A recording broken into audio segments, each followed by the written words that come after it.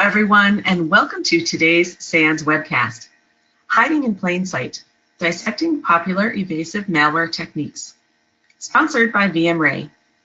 My name is Carol Auth of SANS, and I will be moderating today's webcast. Today's featured speakers are Jake Williams, SANS Analyst and Instructor, Rohan Viegas, VMRay Product Manager, and Tamas Boczan, Senior Threat Researcher at VMRay. If during the webcast you have any questions for our presenters, please enter them into the questions window located on the GoToWebinar interface at any time. Please note that this webcast is being recorded, and a copy of the slides and recording of this webcast will be available for viewing later today and can be found on the SANS registration page. And with that, I'd like to turn the webcast over to Jake. Thank you so much, Carol. I appreciate it. My name is Jake Williams. As Carol mentioned, I'm a SANS Analyst and Instructor. Of course, today joining me is Rohan and Tamas from VMRay, and wanted to talk a little bit about today. About certainly ways that malware is bypassing some of our sandboxes as well as antivirus. And so we know that malware, of course, is increasingly complex to detect. I don't think that anybody on the webcast here is going to be surprised by that fact, but oftentimes, we hear about, that malware evaded antivirus, that malware evaded sandbox, sandbox detection or sandbox analysis, and what we don't discuss is, the specifics of how did they do it, right?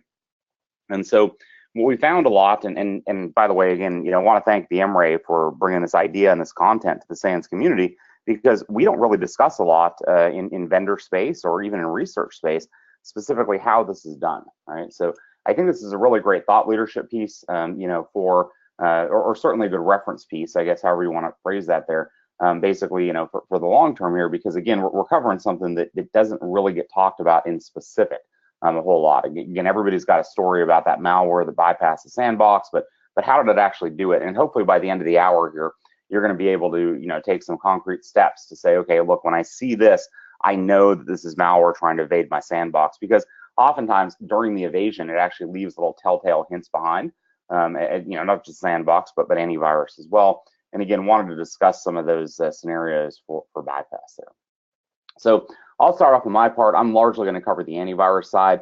VMRay, because they are the sandboxing experts, are going to walk through the sandbox evasion piece of this, and although some of the techniques overlap, the sandbox evasion is a little bit more specific, again, to those emulation and sandboxing environments. So with that said, let's get started here. So I don't think I have to tell anybody else here, signature detection is dead, right? We've seen the stats, the number of new instances of malware that are discovered. Every antivirus vendor's got one of these charts. If you went to RSA, you saw this chart repeatedly, right? Where it's the very long tail where it shows the millions of new malware samples that we see every year, but that doesn't really tell the whole story, right? It's lying with statistics, because the reality is just recompiling the malware changes the cryptographic hash, which makes it a new quote unquote unique sample. There's no code changes needed specifically to do this, right? Just recompiling inserts a new timestamp, a new compile timestamp in the portable executable header. And because of this, again, we get that brand new cryptographic hash. There's no code change required. And so what we end up with now is this brand new unique malware sample that is truly not unique at all, right? I mean, again, it shares 100% of the code with other samples. Now, I can already hear a couple of malware analysts on the side here screaming, "What section hashes? You could hash the individual sections of the executable," and we could, right? No question about that. The reality is that many antiviruses don't, and again, what we're looking for here effectively is that then they've got to pull the file apart to do that. And look, the reality is by the time a new signature gets created and your clients get updated, the malware is being used, and that invalidates. They've got new malware basically cycled out, and it invalidates the existing signature. So this is a race. I'll tell you from doing a lot of red team operations. This is a race that you probably are not going to win, right? And look, your attackers know this, that they know that you can't just deploy in an enterprise network. You're not downloading and applying signatures directly for your antivirus. And if you are, you're probably doing it wrong, because every year, one vendor or another ends up with some horrible signature that breaks Windows, right? It doesn't get through QA gets through QA somehow, where it's, we had one vendor targeting service hosts last year. certainly targeting LSAS, you name it, right? And again, this obviously causes significant issues for us. So knowing that, coming back in here, then again, we look at again, by the time that signature gets created and moved out, excuse me, by the time that signature gets pushed out, again, the attackers are on to brand new malware use. So I want to talk about some detection strategies that actually work from the antivirus side. A couple of those are identifying binary or string patterns, right? Now this eliminates that issue of, okay, they just recompiled the malware, again, it's got a brand new timestamp. The string patterns and or the binary patterns internally are still good. Now, what's really interesting there is, now I think we all know you shouldn't run multiple antiviruses on a given machine. We actually had a case a while back where somebody was piloting that, where they were trying to run two in parallel, and very interestingly, one caught the other, right? So what I thought was phenomenal was that they would actually basically the antivirus number one was catching the signatures for antivirus number two, and saying, oh my gosh, look, these signatures in memory, clearly you have malware over here, and it was nuking the other antivirus process. So it was like a gang war kind of thing. Obviously, we could look for code injection. There's lots of techniques for that. We cover a lot of those in memory forensics, but one of the very common ones, and PlugX tries to deal with this, is that we've got code in memory typically that has an MZ header, but it's not backed directly by the disk, right? And so PlugX and certainly other other malware, PlugX is predominantly tied to, or at least originated as a Chinese APT tool, and then of course it's gone gangbusters since then. But we've seen the same thing, with the Fancy Bear and others, where they will basically trash the PE header in memory to prevent the heuristic, or at least some of the heuristics for code injection detection. Of course, to detect the malware setting persistence, the malware wants to survive a reboot, right? So it's going to go set persistence. There are some, at that point, maybe we can catch them, right? As I set the run key, that's a big one for host-based intrusion detection systems, or HIDs. We may observe suspicious API use, right? Where we have APIs that are not normally used together, but suddenly are here. That could be indicative of badness. And then there's what we call lull bins, living off the land binaries, right? So all of these are things that are built in already to Windows, or at least are optional components of Windows, or legitimate programs that may be installed on a normal machine. But how do we chain those together to accomplish tasks that may have not really been intended by the original developers, right? So that may be another thing that we can do, and of course that's particularly difficult to check for, because of course these are legitimate binaries. Malware antivirus can't flag them and delete them. It's the use of them that's suspicious, not the actual binaries themselves. So moving a little bit forward here, as we talk about some other detection issues, detection complications, we have packers, right? And this is the OG, the original gangster of evading antivirus, the packer. Sometimes you hear this referred to as a cryptor, but the idea here is that we're packing up the malware, compressing the original malware code, so that the signatures in the original code, the strings, the binary patterns, they're no longer available. They're no longer easily visible. I cannot tell you how many times I've unpacked psexec, right? And I'll tell you the vast majority were never detected by antivirus, right? So you find these tools during incidents. Now, when I say psexec, I don't mean the original one. I say the original, the sysinternals version, where it actually spits out the Mark Russinovich copyright line, right? I'm talking about the old original open source version, right? psexec, for those that don't know, used to be open source, and Mark Russinovich only made it closed source when he saw attackers using it. And of course, as we all know, you can't put that genie back in the bottle, right? So I've unpacked more custom packed versions of psexec than I care to count. Any one of these, once unpacked, the majority of them would have been caught by antivirus and saying, hey, what is this thing and why, kind of deal, right? Because again, if you need to use psexec, you're probably using the digitally signed version from Microsoft. Of course, that comes with the strings there. Also leaves a registry key behind, and a lot of attackers don't want all that, and so again, they'll go in and pack that, and that certainly helps them evade that detection. Now, I'll mention here that some AV vendors try to create signatures on what we call the unpacking step, because as we compress the original code, there has to be a way to decompress it into memory and begin executing. We've actually seen numerous cases of this, where a particular executable, basically got your antivirus running, everything's going well, and then all of a sudden some new software gets installed and it flags, and people are like, oh my gosh, do we have a supply chain attack? Has this software that we deployed wasn't infected? And the reality is no. the software is not infected. What's happening here is that we have the packer, which basically has the unpacking stub, this code that decompresses the original code into memory. And what we have then is the antivirus trying to signature on the unpacking stub, when in fact the packer here is not being used to obscure malicious intent. It's being used to protect the intellectual property of the third-party developer. Right. So again, just bear in mind, this is one of the challenges that antivirus has. It's that these packers themselves are not always malicious, right? And I would even mention that many of them are sold commercially. So another thing we can look for is heuristic detection or behavioral detection, looking at runtime analysis of behaviors and alerting on those kind of things commonly performed by malware. The problem here is administrator tools, right? System admin tools look a heck of a lot like malware, right? They do things like listing processes and killing processes and interacting with other processes and querying DLL lists and you name it, right? So what we have here effectively is, false positives, of course, can occur with behavioral detection, but by and large, the vast majority of the false positives that we see here, at least on my end, the vast majority that I see on my end occur with administrative tools.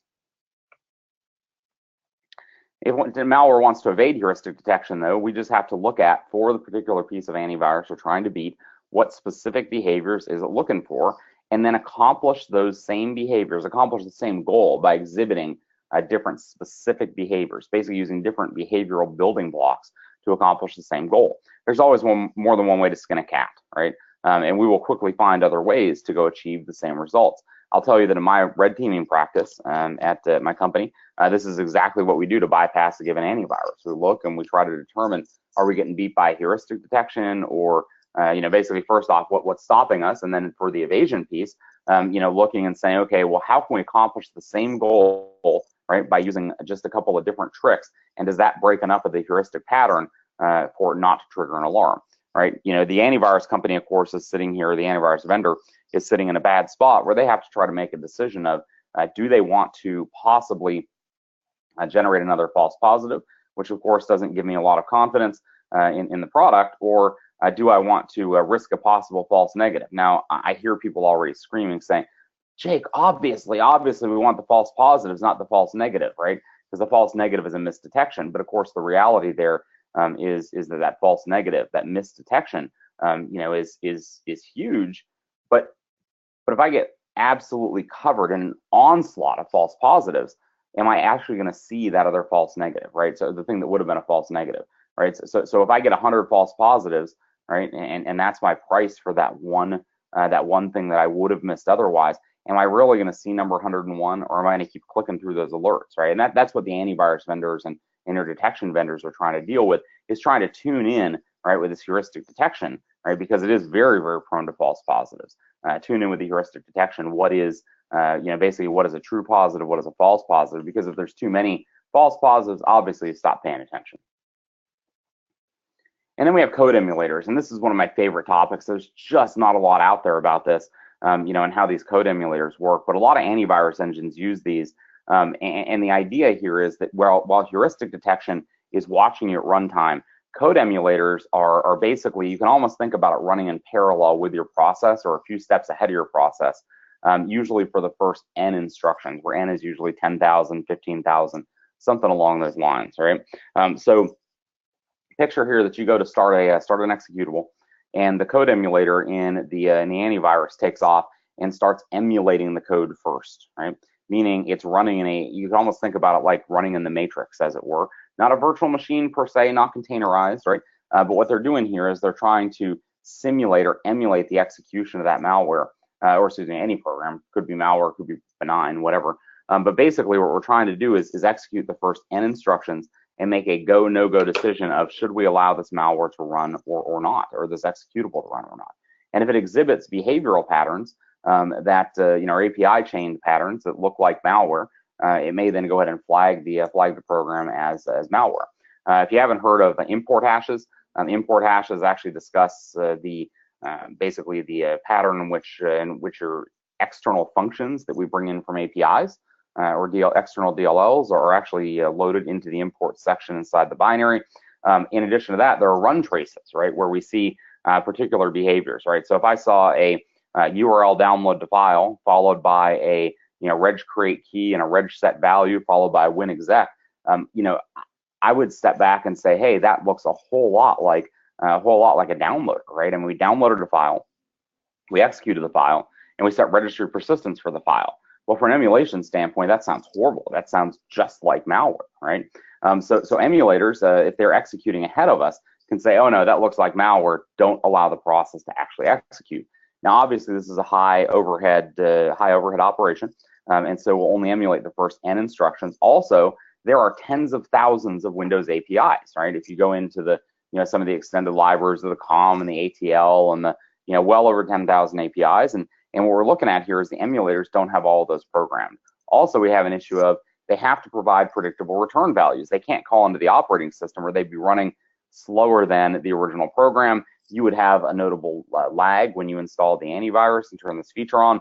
And so what they like to do instead is to basically emulate the API returns. They'll fake the API returns. So for instance, an API like get tick count, right, where we query and we get the actual number of seconds, milliseconds since the machine booted, we'll return a static value for that, instead of returning the random value.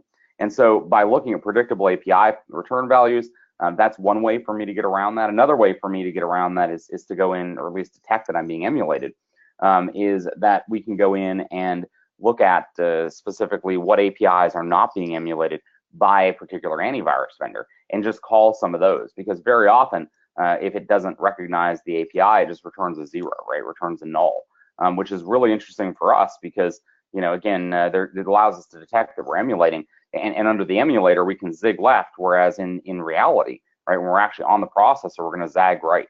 And that effectively evades by showing the antivirus a different picture of what's going on than what actually is going to happen, right? And so this defeats the whole code emulation idea. There's a neat technique brought up about 2 years ago called process doppelganging, and I really love this technique. This is a great endpoint security bypass technique. The idea here is that you're probably familiar with the idea of an on-access scan, right? Meaning that as you go to double-click your process or double-click the executable and run it, that antivirus scans it and/or emulates it immediately before it loads and executes.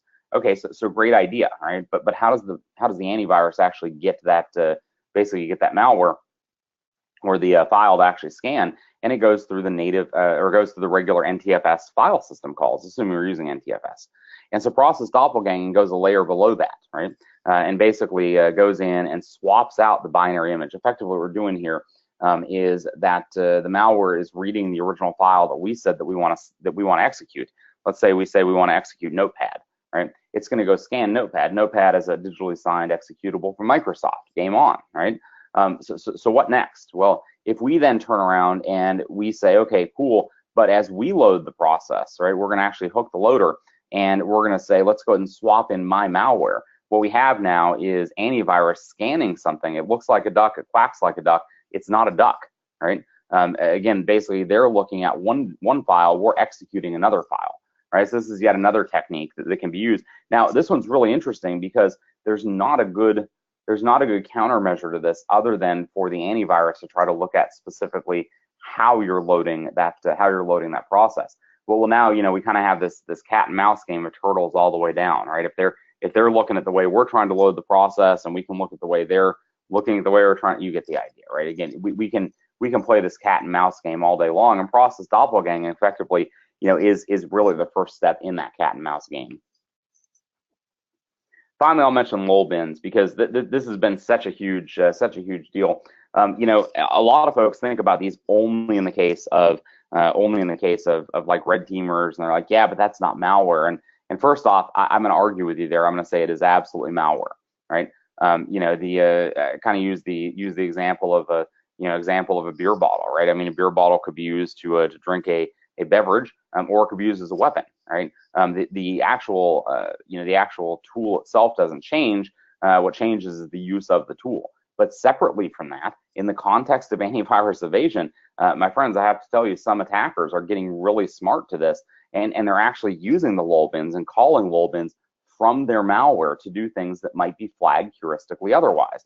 And so what they're doing here is breaking up that signature, basically the heuristic signature as well as any sandboxing signature, by executing basically these lull bins to perform some heuristically dangerous behavior on their behalf.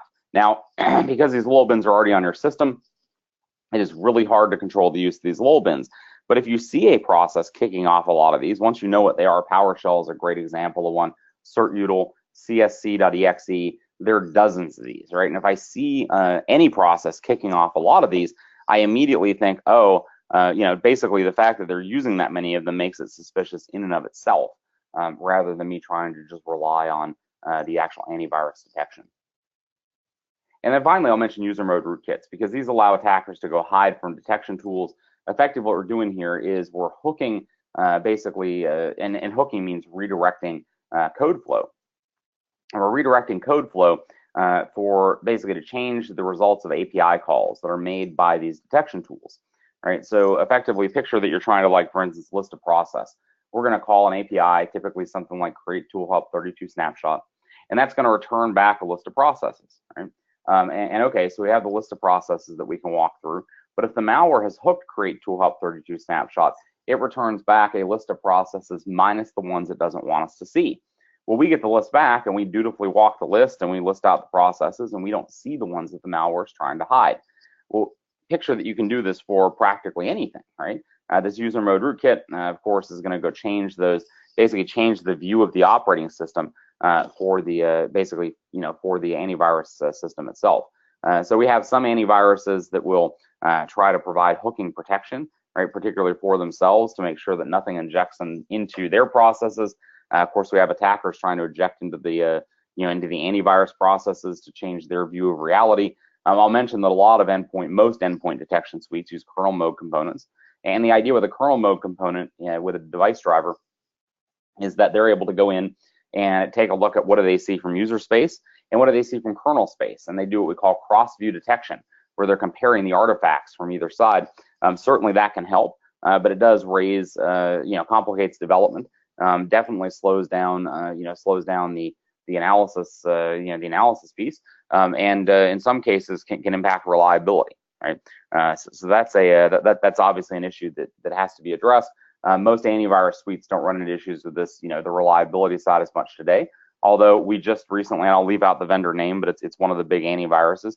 I just recently worked with an organization that, Company X rolled out a patch to their antivirus, specifically on the kernel mode side, and it conflicted with one of the devices that they had basically on their system, and it caused basically these rolling blue screens throughout the environment, and it was a very difficult thing to troubleshoot because the crash itself wasn't happening in that device driver for the antivirus, but the antivirus absolutely was causing the blue screen, right? So we spent quite a few hours and significant business impact here, right?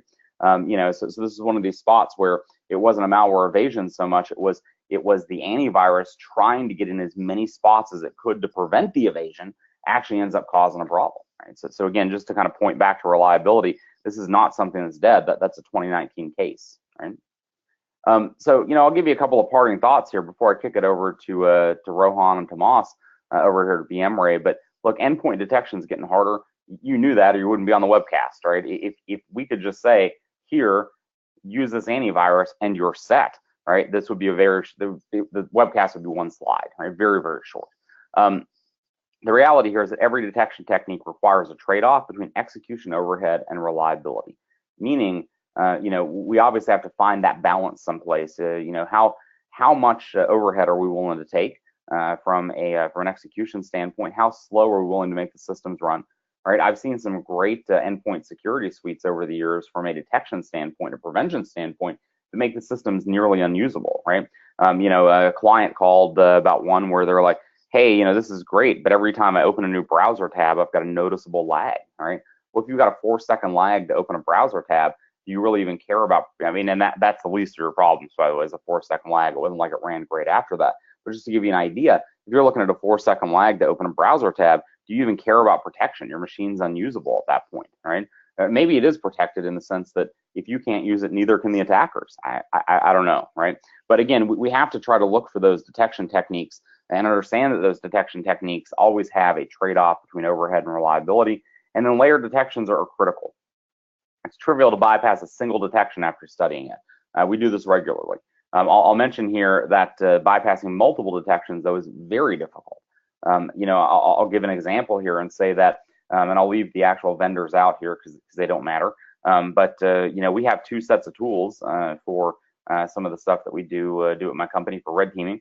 One of the reasons for that is that our bypass for most antiviruses, the actual bypass itself gets picked up by a different antivirus as malicious. Right, so that itself tells me that, again, and I'm not recommending you layer antiviruses on your machines. That's definitely not where I'm going there. That causes all kinds of other problems. But what I want to call out here again is that again, if you've got some detection in place, if you've got a sandboxing technology in place and a host-based antivirus in place, you're layering, and even an EDR perhaps, right? You're layering on multiple layers of detection. So even if I can bypass a sandbox, right, which Rohan and Tamas are going to talk about, and that's increasingly difficult, especially with guys like this on the case. Even if you go bypass the sandbox, I now still have to worry about bypassing the antivirus on the endpoint. Or if I'm only planning to bypass the antivirus on the endpoint, can I do that and simultaneously bypass the sandbox? And the answer there is maybe, but gosh, is it ever getting harder to do? Right? And again, this is really where we want to come in and talk about the specific techniques that we see used and kind of get some concrete. When you see an option to say, go ahead and check this box, or you see some residue of lots of executions, maybe some of these living off the land binaries, wanted you to know where to go with this and what to do next. So look, with that, I want to turn this over to Tamas and Rohan. Guys, we've talked about some antivirus stuff, but you want to talk some more about some sandbox evasions and specifically how attackers are evading the sandbox technology? Yeah, thanks, Jake. Great coverage and some very interesting stuff there.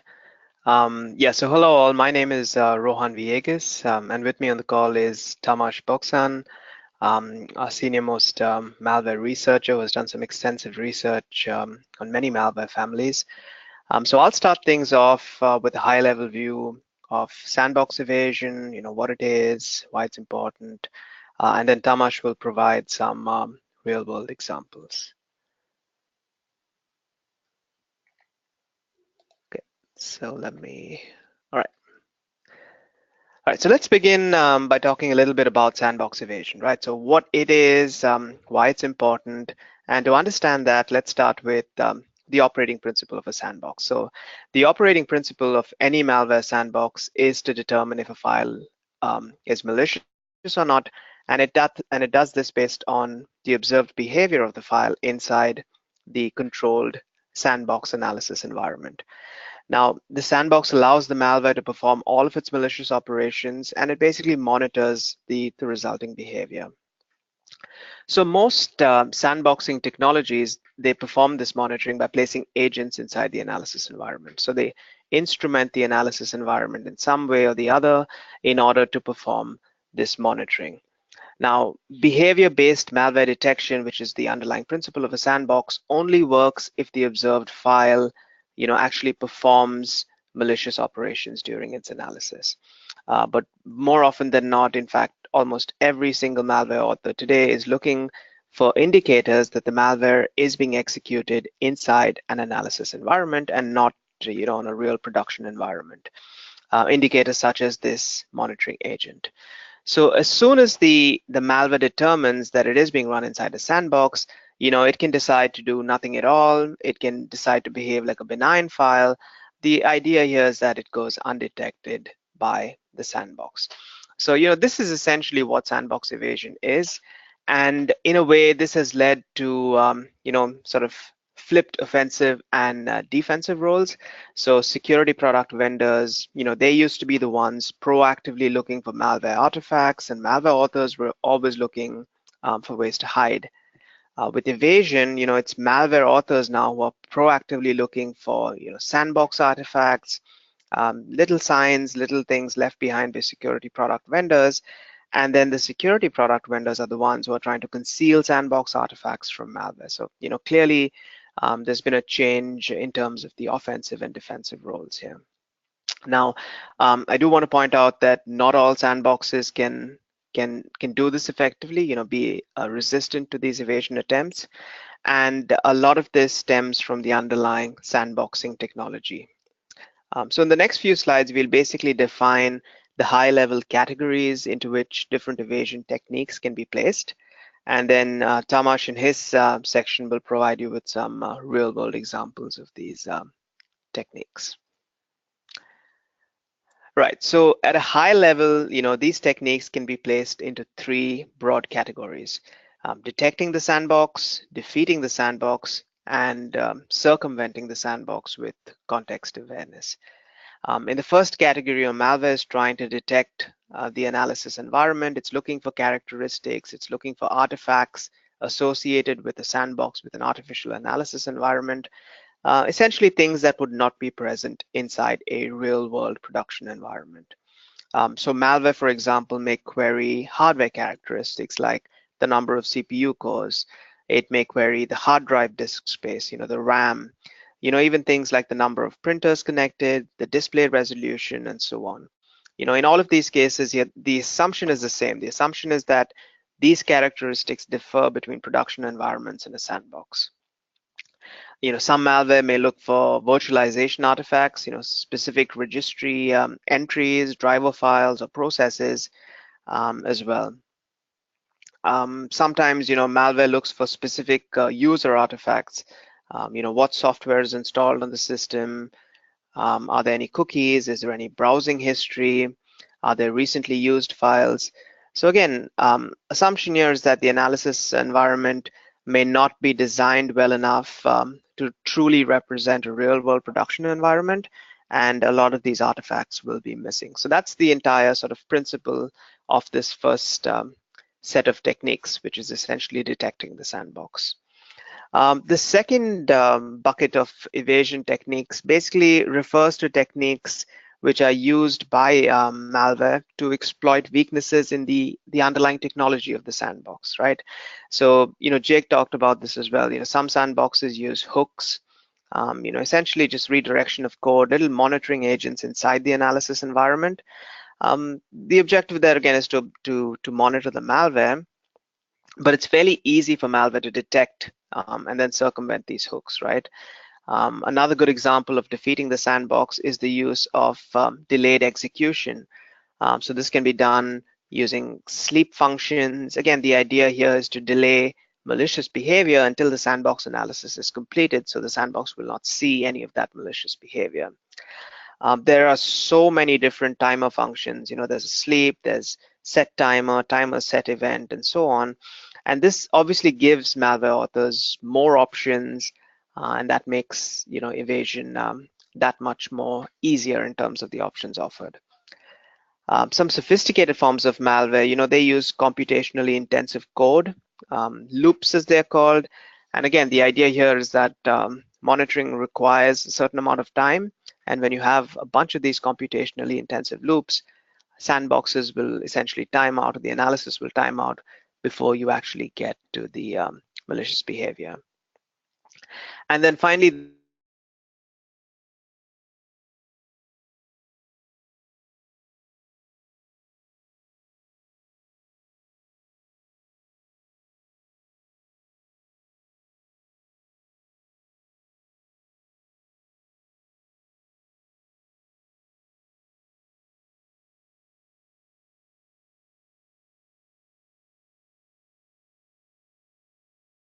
click buttons, be able to provide meaningful input. So that's the point that's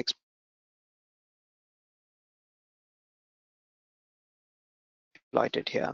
Text-aware malware only on a certain time and a certain date, for example. Or the malware may check and look for a specific keyboard layout as another example. So in all of these cases, the idea is that because a sandbox is normally fully automated, it may not always be able to respond appropriately, especially where very specific user input is needed. So I've only sort of scratched the surface here with, in terms of the evasion techniques and the categories, but we do have a detailed white paper on sandbox evasion that's available on our website if you're interested.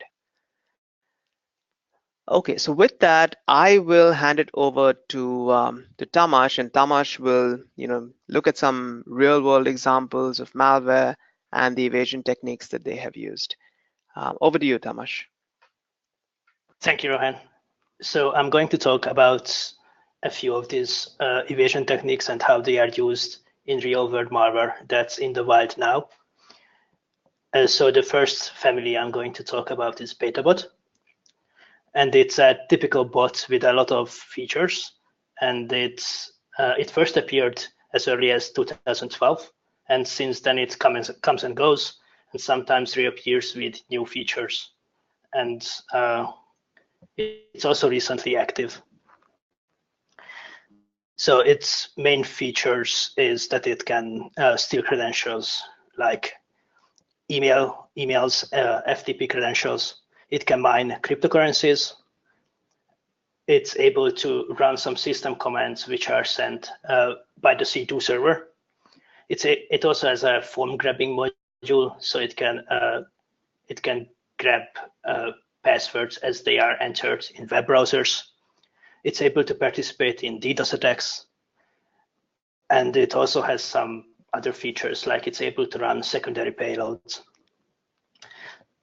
So how it made this list is that it's also a bit paranoid. It's checking for antiviruses, and it has some anti-analysis features, which include trying to detect if it's running inside the sandbox environment. And how it does it is that it's looking for various artifacts. It has some built-in blacklists, and it's querying artifacts from the system, and it's comparing them with this blacklist. The first thing it does is that it's trying to guess whether it's running inside Vine or not. So how it does it is that it's looking for an API function that is exported by Vine. So if the sample is running inside Vine, then it is able to find the pointer to this function. And if it's running outside of Vine, then this function would fail. It's also looking for some internal agents that are installed by popular hypervisors like VirtualBox and VMware. So if you want proper resolution or clipboard support, then you need to, then for these hypervisors, you have to install some internal agent, a driver. And it's the BetaBot is looking for these driver files and the registry keys created by these agents. But even if the agent is not installed, the BIOS would be different for this when running inside one of these hypervisors to running inside the physical machine. So to query those, it's querying from registry, the BIOS version and the system manufacturer. And in VirtualBox or in VMware, this would be something called something like VBox or VMware. So it's also looking for a username. So it has a list of blacklisted usernames. And if it finds that the username is one of these, then the sample won't run. These are some very basic ones like sandbox or malware. So it probably doesn't usually work, but if an analyst's debugging VM happens to be named malware, then this would stop the sample from execution. And finally, it also has some blacklisted Windows license keys, which were over time leaked from public sandboxes or some non-public popular sandboxes. So it's querying what version of what license Windows is installed with, comparing it with the blacklist, and if it's a match, then it doesn't run. So to mitigate any of this, you'd need to properly randomize what's happening inside the VM. So you obviously can't install the hypervisor's internal agents or any kind of agent really, and you should properly randomize every artifact inside the sandbox. Hey, Tamas, just a quick point. Sorry to interrupt you. Just a quick point on that. So you mentioned that the way to deal with this evasion technique is obviously randomizing all of the artifacts that you have, concealing the sandbox-specific artifacts inside this analysis environment. Now, obviously, this is not a very easy task for sandbox vendors, and so these techniques here make evasion that much more easy to accomplish. Would you say, though, that this category, of detecting known sandboxes, is that the most common set of techniques that you have seen in terms of sandbox evasion? Yes, this is the most common technique that I see. It's probably because this is the easiest. So once a malware author has this blacklist, comparing the system artifacts with this blacklist is very, very simple. And acquiring the blacklist itself, it would be complicated, but they can just grab them from open sources now. So open sources make this evasion very simple and very common. Yeah, that's what I thought as well. Thanks so much. So the next family that I want to talk about is GunGrab. It's a ransomware as a service, and it was first released early last year. And since then, it has been extremely common. It's the most common ransomware family currently. It was first spreading through spam emails, but now they have switched to more targeted attacks. They are using RDP ports with weak passwords or public exploits and exposed ports. So how it made this list is that their packer has a common anti-sandboxing trick. It tries to defeat the sandbox.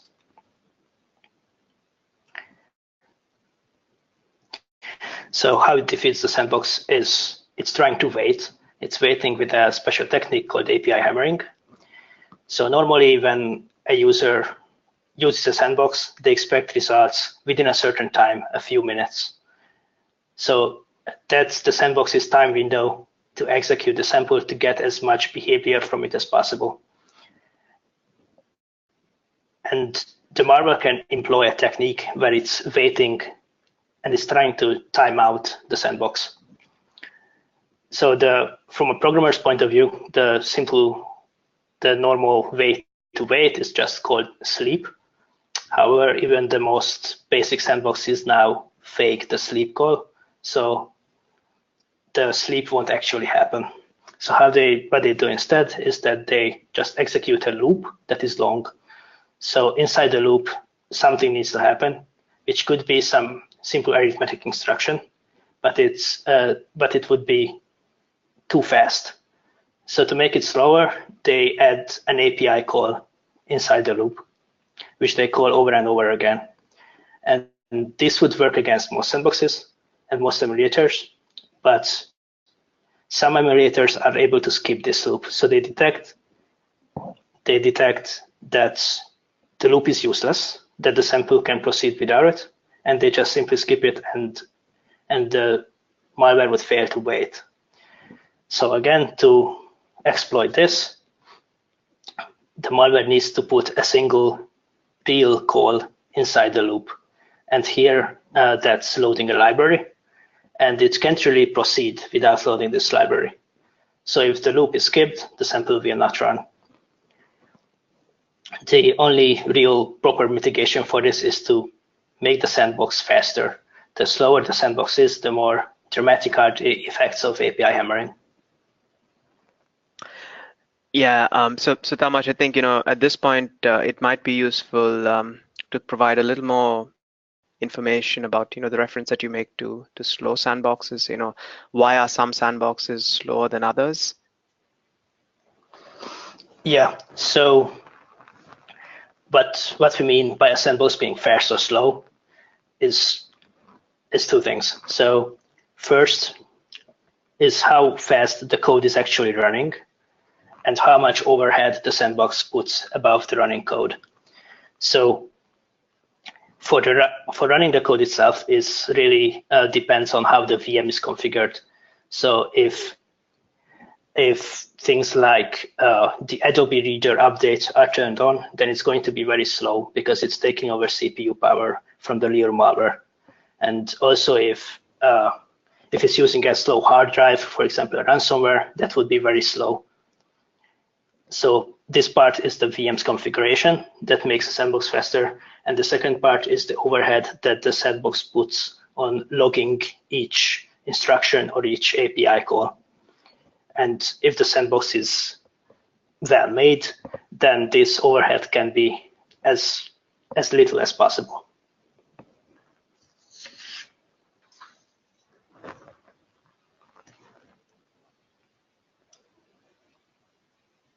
Okay, so the next family that I'm talking about is phonebook. And phonebook is an information stealer that first appeared about 3 years ago. And in the last year, it was very, very popular. Its main feature is hooking some API calls and extracting information based on this. So it's by hooking the API calls of a browser, it can extract some information that is sent to the website before it would be encrypted by SSL. So when it finds a login form, then the passwords are extracted and later uploaded to phonebook in some way. It's how it made the list is that it's a bit more advanced than usual information stealers. It's trying to detect sandboxes and defeat sandboxes. So the first method, detecting the sandbox, is also established with blacklists, just like with BetaBot. It's looking for certain processes that would be executed by VirtualBox or VMware. And it's also checking some loaded DLLs. For example, the one that would be loaded by an application sandbox called Sandboxy. It's also looking for some known usernames of sandboxes, like if the username contains the name sandbox or cuckoo, then the sample would not run. And finally, it's also looking for, it's checking what path the sample itself is running from. So it's checking its own path. And this also has a blacklist. So if this path corresponds to a known blacklisted path, then it wouldn't execute. And Tamas, if I can interrupt you there. So again, going back to the point we were making earlier, this category of evasion techniques, essentially detecting the sandbox, we talked about how this was the most pervasive or the most common set of techniques. So we saw that with the BetaBot and with phonebook as well. Is there anything unique, Tamas, to phonebook, that in terms of sandbox evasion, other than this sort of common detection, sandbox detection evasion technique? Yeah, so the way that it's doing blacklists is a bit different from the most basic version. This is also a common way to implement blacklists in malware.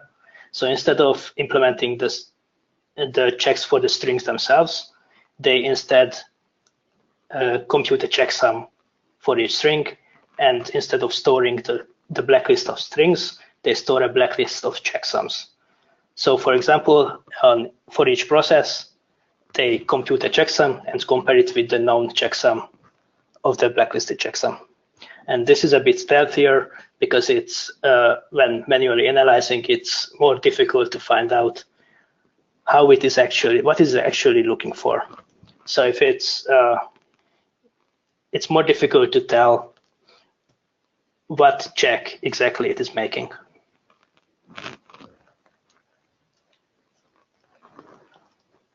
Okay, so it employs another technique where the goal is not to detect the sandbox, but to defeat it. And this is done by bypassing hooks. So certain sandboxes like Cuckoo employ hooks to detect what a malware sample is doing. And one of the things they do is that anti-DLL is loaded to every Windows process. They hook these anti-DLL and extract information when the processes of anti-DLL are called, when the functions of anti-DLL are called. So what phonebook does is, instead of using the default anti-DLL, it's reading anti-DLL into memory manually, and it's manually doing its own mapping. And they call this the Legos Island method, and it's used to bypass Cuckoo. What to defend against this one, one would need to, if they are using an agent, then manually modify the agent for this specific loading style. Or if they are not using an agent, then it wouldn't work. So emulation-based and hypervisor-based sandboxes are the better option for Phonebook.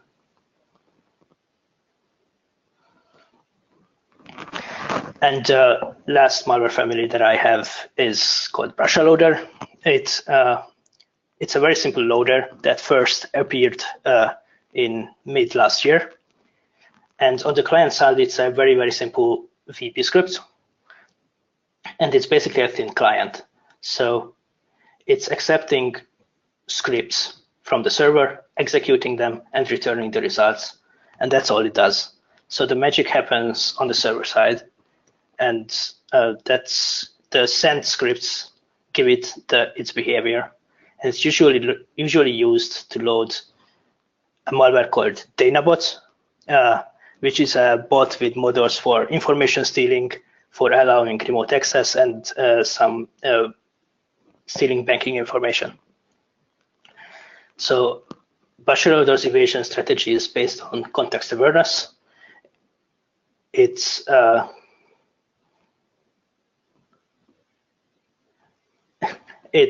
trying to guess information based on the data that is collected on the system, and the decision whether to send the next stage or not is made on server side. So the first thing that happens is often geofencing. So the malware server knows that this specific sample was sent out to Poland, and if it gets a reply from an IP that is not in Poland, then it might not serve the next stage. So the proper method to defend against this is a VPN that is on the same in the same country at least as the targeted location. And if the sample has passed geofencing, then it gets another script, a PowerShell script, that collects all kinds of information about the system. It collects basic information like the exact Windows version, the host name and the username, the computer's model name and language, the size of the physical memory. And it's also collecting some less common indicators like the version of PowerShell and the install date of Windows, and also the exact GPU type. So after it collected all of these things, it submits them to the server, and the server can decide if it wants to send malware to this host or not. Yeah, if I can jump in here, Tamas. So, we're seeing a growing number of location-aware malware, or, malware that's targeting a specific country. You mentioned Poland here in the case of Boczan loader. I can think of a few, other examples of location-specific malware. Are there any interesting ones that you've come across, or any examples that you can provide here for location or country-specific malware? Another common geofence malware is Gauzy.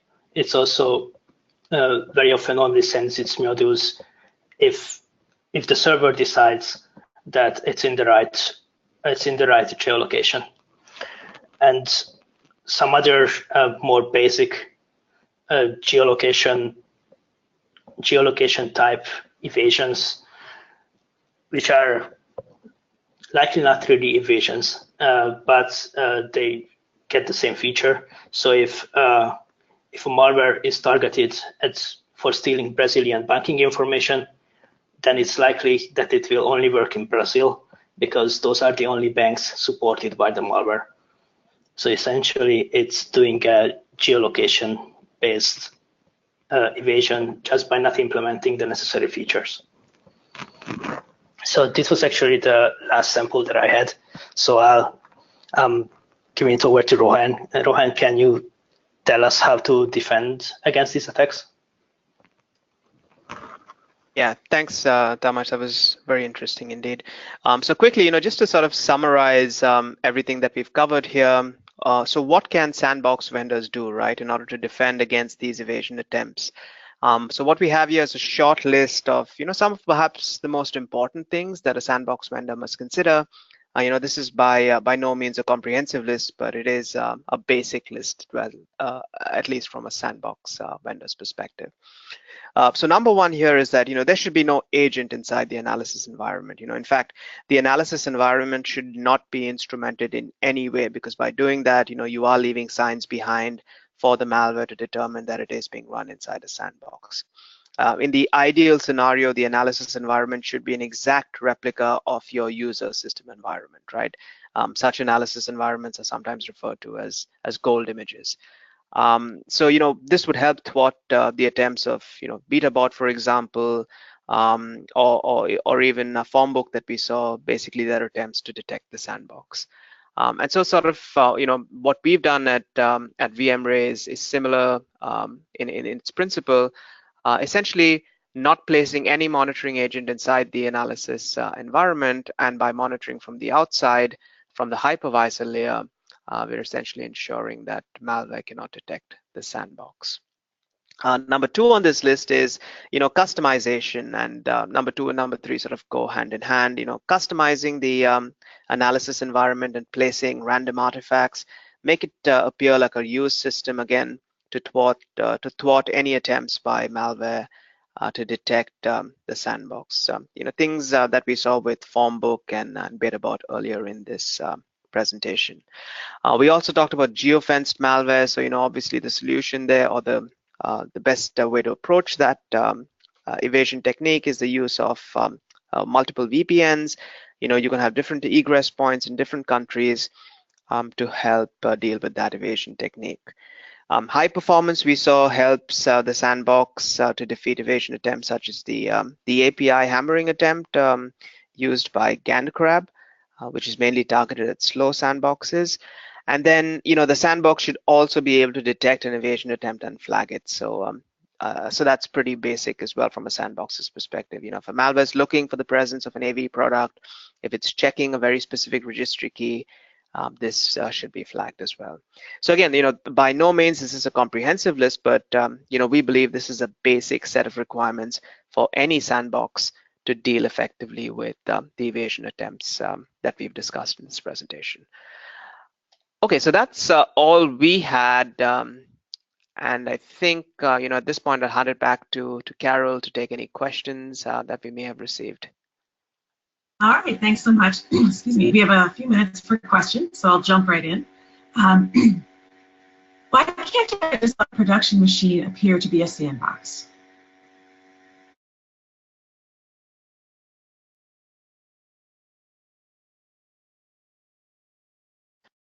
So, Tamas, you want to take that one? Yeah, so you could make a VM that is very similar to your production machine. It's actually very much recommended. So you should make your environment as similar to your production machine as possible. But using the exact same VM every time is a problem, because it can be easily fingerprinted, like we saw with the license keys and the artifacts. So you should create a VM that is very similar to your production machine, but instead of using it directly, you should randomize things in it, which this should be done by the sandbox anyway. Thank you. This next one's rather long. What's your take on the following scenario? Bad guy uploads malware specifically written for a malware sandbox solution. Malware grabs and exfils proprietary information about the sandbox solution. Bad guy compiles new malware based on the lessons learned, incorporating evasion techniques learned from the sandbox solution. Seems like bad guys are always going to be ahead of sandboxes too. How do you tackle this from a vendor perspective? Right, so I can answer that. It's very similar to the previous one. So the sandbox should be able to randomize it every time. So if the first scenario, the first part of the scenario is that the bad guy is grabbing information from the sandbox that they can use for VM evasion next time. but they shouldn't be able to grab this information because it's randomized at each time. So the information that they grabbed on the first run will be useless on the second run if the sandbox properly randomizes everything. Yeah, and if I may chime in there as well, that's one of the challenges we're seeing with the freely available sandboxes, for example. Obviously, they're a great tool for malware analysts to do a bit of research, find out more about malware, but they also sort of empower malware authors in the sense that malware authors can do exactly what you just described in that question: submit malware to the sandbox, and then based on the reports and the behavior detected by the sandbox, they can then design effective evasion techniques for that specific sandbox. So as Tamas mentioned, the best way to deal with that is to randomize these artifacts consistently. All right, well, that's all the time we have for today. Any questions you may have can be submitted to q@sans.org, and I'll forward them to the appropriate party. Thank you so much, Jake, Rohan, and Tamas, for your great presentation, and to VMRay for sponsoring this webcast, which helps bring this content to the SANS community. To our audience, we greatly appreciate you listening in. For a schedule of all upcoming and archived SANS webcasts, including this one, please visit sans.org/webcasts. Until next time, take care, and we hope to have you back again for the next SANS webcast.